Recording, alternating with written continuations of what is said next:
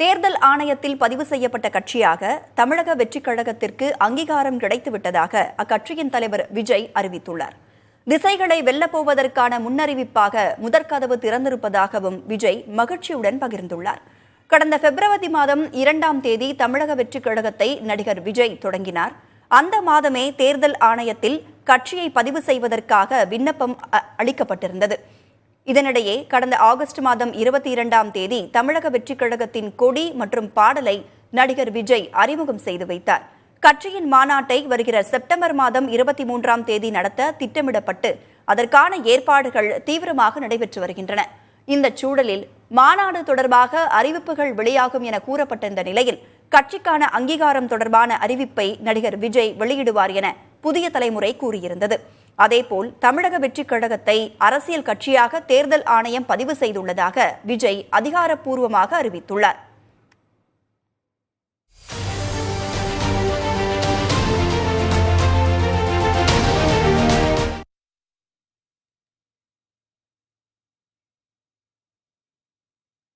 தேர்தல் ஆணையத்தில் பதிவு செய்யப்பட்ட கட்சியாக தமிழக வெற்றிக் கழகத்திற்கு அங்கீகாரம் கிடைத்துவிட்டதாக அக்கட்சியின் தலைவர் விஜய் அறிவித்துள்ளார்.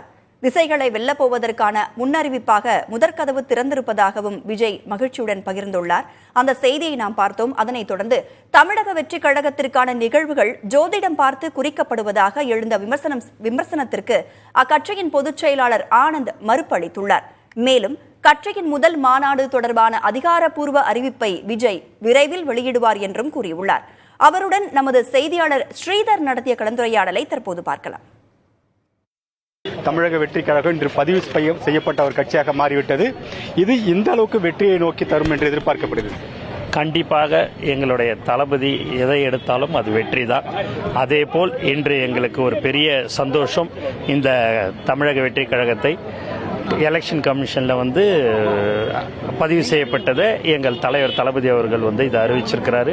மிக மிக சந்தோஷம் என்பதை இந்த நேரத்தில் தெரிவித்துக் கொள்கிறேன். குறிப்பாக இதேபோல் வெற்றி எல்லாத்திலையும் மாநாட்டிலையும் தொடருமா, மற்ற பிரச்சனைகளில் எதிர்கொள்ள முடியுமா? எந்த அளவுக்கு வெற்றி உங்களுக்கு வெற்றி கழகமாக மாறும்? இல்லை, எங்கள் தலைவர் தளபதியுடைய கடினமான உழைப்பு, அவருடைய முயற்சி எல்லாமே அது கண்டிப்பாக வெற்றியாக தான் இருக்கும் என்பதில் எந்தவித சந்தேகமும் இல்லை என்பதை தெரிவிச்சு. முதல்ல இந்த கோட்டு படம் பெரிய வெற்றி ஏற்பட்டது. கிட்டத்தட்ட முதல் நாளே 126 கோடி வசூல் செய்யப்பட்டது. அந்த அளவுக்கு உங்களுக்கு ரசிகர்கள் இருக்காங்களா?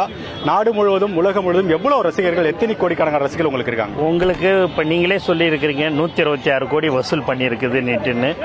உண்மையா சொல்ல போனா அப்படின்ல உலகம் முழுவதும் தளபதியுடைய ரசிகர்கள் எல்லா இடத்திலும் இருக்கிறார்கள். அது மிக பெரிய அளவில் கோடிக்கணக்கான ரசிகர்கள் இருக்கிறார்கள் என்பதை இந்த நேரத்தில் தெரிவித்துக் கொள்கிறேன். குறிப்பாக எந்த கட்சி தலைவர்கள் கட்சி ஆரம்பிக்கப்பட்டாலும் பெரியார், அண்ணா சிலைகளுக்கு தான் மாலை அணிப்போம். ஆனா நீங்க 3 கோயிலுக்கு போறீங்களே, என்ன காரணத்துக்காக போறீங்க? அனைத்து மக்களுக்காக போறீங்களா? என்ன விஷயம் சார்? அனைத்து மக்களுக்காக தான் நாங்கள் எப்பயுமே எங்களுடைய கட்சி இருக்குது. அதனால நாங்கள் அனைத்து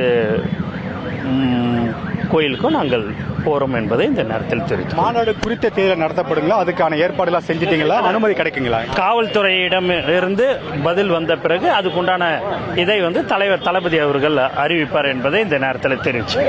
குறிப்பா இந்த வெற்றி கழகம் தொடங்கப்பட்டதிலிருந்து பல்வேறு பிரச்சனைகளை சந்திச்சிருக்கீங்க. இதுக்கப்புறம் அனைத்துமே வெற்றியாக இருக்குமா? கண்டிப்பாக எல்லாமே வெற்றியாக தான் இருக்கும். அதுல எந்தவித மாற்றமும். குறிப்பாக நீங்க விக்கிரவாண்டியை தேர்வு செய்வதற்கான காரணம் என்ன? விஜய் என்பது வீல் ஸ்டார்ட் ஆகுது, விக்கிரவாண்டி என்பது வீல் ஸ்டார்ட் ஆகுது, விழுப்புரம் 4-5 இடம் பார்க்கப்பட்டது. அதுல அங்க இருக்கிறவங்க இந்த இடத்த கொடுத்திருந்தாங்க. அதனால தளபதி அவர்கள் அந்த இடத்த தேர்வு செய்தார் என்பதை இந்த நேரத்தில் தெரிவித்துக் கொள்கிறேன். வி என்பது ஜோசியத்தின் அடிப்படையில் தான் வருதுன்னு சொல்றாங்க. அதெல்லாம் உண்மை இல்லைங்களா? ஏங்க, அதெல்லாம் எல்லாமே மக்கள் கடவுள் தாங்க, வேற எதுவும் இல்லை.